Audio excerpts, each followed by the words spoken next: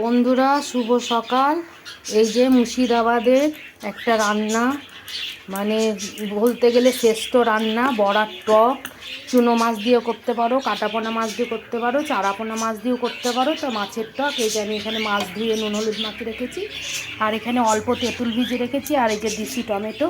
আমি দুটো টক দিয়েই করবো, কেননা দিশি টমেটো বলতে এখন টক হয় না, তো হালকা টক হওয়ার জন্য তেঁতুল দিয়েছি। চলো রান্নাটা সেরে নিই। তো তেল গরম হয়ে গেছে, আমি মাছগুলো ছেড়ে দেবো। সব মাছ এইভাবে ভেজে নিই। দেখো বন্ধুরা, এই যে আমার মাছ ভাজা হয়ে গেছে, মাছটা এবার তুলে নেব।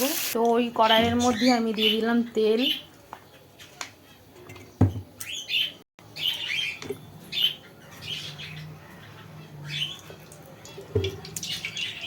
তো এই যে বড়া বানানোর জন্য আমি খেসারির ডালটা বেটে নিয়েছি ভিজিয়ে। তো আমি এই যে চামচে করে দেব। কড়া গরম হয়ে গেছে, তোমরা হাত দিয়েও দিতে পারো। আমি ছোট ছোট করে বানাবো, সবগুলো বানিয়ে নিই।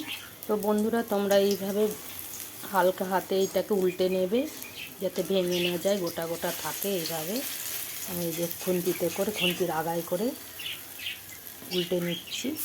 আর কড়াটা গরম হয়ে গেলেই বন্ধুরা তেল দেবে, না হলে ভেঙে যাবে বড়াগুলো। তো বড়াটা আমার ভাজা হয়ে গেছে, এবার তুলে নেব। বড়া ভাজা কড়াইয়ের মধ্যে আমি দিয়ে দিচ্ছি তেল। তেল গরম হয়ে গেছে, দিয়ে দিচ্ছি 5 ফোড়ন।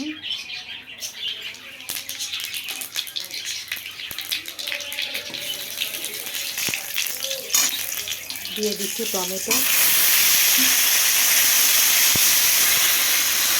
দিয়ে দিচ্ছি নুন। তো টমেটোটা গলে গলে এসছে, আর এখানে আমি একটা মশলা তৈরি করে রেখেছি। শুকনো লঙ্কা, কাঁচা লঙ্কা, জিরে, আর হচ্ছে কি ধনে আর সর্ষে বেটে রেখেছি, আর একটু রসুন। তো এইটা এবার আমি দিয়ে দেবো। এটা দিয়ে দিলাম,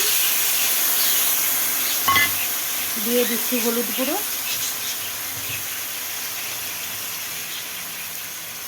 তো মশলাটা আমার কষানো হয়ে গেছে, এবার দিয়ে দেবো তেঁতুলের কাঁচটা। তোমরা এইভাবে বানিয়ে খেয়ে দেখবে, ঝোলটা ফুটে আসলে মাছ আর বড়াগুলো ছেড়ে দেবো। ভালো লাগে গরম ভাতের সাথে, আর বিশেষ করে শীতকালে এটা খুব ভালো লাগে। এই ঝোলটা আমার ফুটে এসছে, এবার আমি এর মধ্যে ছেড়ে দেবো ভেজে রাখা মাছ আর বড়াগুলো। দেখো বড়ার টক আমার সম্পূর্ণ রেডি মাছ দিয়ে। আর ব্যালেন্স রাখার জন্য এই যে আমি চিনিটা দিয়ে দেবো। চিনিটা দিলে কি স্বাদটা ঠিক থাকে। তো তোমরা এইভাবে বানিয়ে খাবে। চলো টাটা।